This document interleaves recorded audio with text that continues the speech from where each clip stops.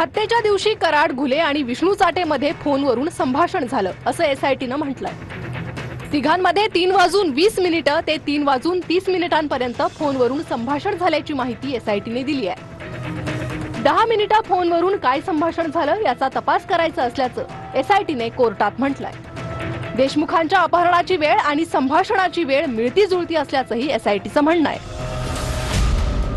3:15 दरम्यान संतोष देशमुखांचं अपहरण झाल्याची माहिती एसआयटीने दिली आहे। हत्येच्या दिवशी कराडनं देशमुखांना धमकी दिली अशी माहिती एसआयटीने दिली आहे। आरोपींनी कट रचला, त्यानंतर अपहरण करून संतोष देशमुखांची हत्या केली असं एसआयटीने कोर्टात म्हटलं। तर हत्येतील सर्व आरोपी सराईत गुन्हेगार अशी माहिती एसआयटीने कोर्टात दिली आहे। कराडनं याआधी केलेल्या गुन्ह्यांची यादी कोर्टात सादर केली आहे।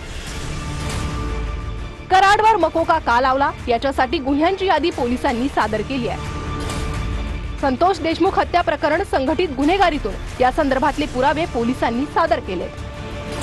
कृष्णा आंधळे फरार, त्याला लपवण्यासाठी आरोपींनी मदत केली का हे तपासायचं असल्याचंही एसआयटीनं सांगितलंय। आरोपी कराड, घुले, चाटेमध्ये काय संबंध आहेत हे तपासायचं असल्याचा युक्तिवाद सरकारी वकिलांनी केला। घुले, चाटे फरार असताना त्यांना कुणी मदत केली हे तपासायचं असल्याचंही सरकारी वकिलांचं म्हणणं आहे। तर कराडची परदेशात काही संपत्ती आहे का ते देखील तपासायचं असल्याचा युक्तिवाद सरकारी वकिलांनी कोर्टात केलाय।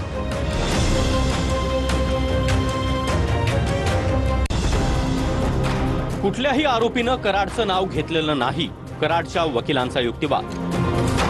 कराड विरोधात कुठलाही ठोस पुरावा नाही, कराडवर हत्येचा गुन्हा लागू होऊ शकत नाही।